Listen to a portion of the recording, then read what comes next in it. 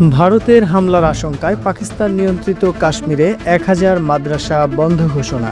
ভারত ও পাকিস্তানের তীব্র উত্তেজনার মধ্যে পাকিস্তান নিয়ন্ত্রিত কাশ্মীরে 1000-এর বেশি ধর্মীয় শিক্ষা প্রতিষ্ঠান মাদ্রাসা বন্ধ করে দেওয়া হয়েছে। গত সপ্তাহে ভারত নিয়ন্ত্রিত কাশ্মীরের পেহেলগামে ভয়াবহ হামলার পর ভারতের সম্ভাব্য সামরিক হামলার আশঙ্কায় এই পদক্ষেপ নেওয়া হয়েছে।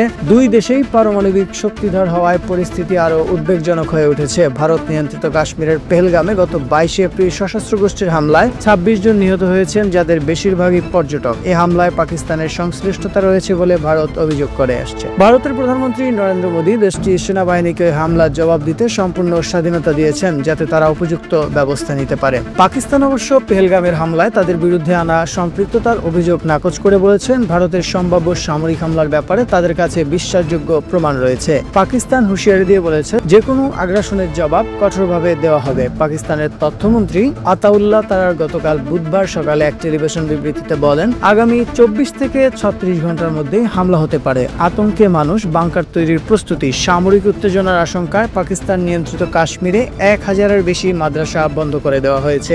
কাশ্মীরের ধর্ম বিষয়ক দপ্তরের প্রধান হাফিজ নজির আহমেদ বার্তা সংস্থা AFP-কে বলেন, আমরা কাশ্মীরের সব মাদ্রাসা 10 দিনের ছুটি ঘোষণা করেছি। দপ্তরের একজন কর্মকর্তা বলেন, সীমান্তে উত্তেজনা ও সম্ভাব্য সংঘর্ষের কারণে এই সিদ্ধান্ত নেওয়া হয়েছে।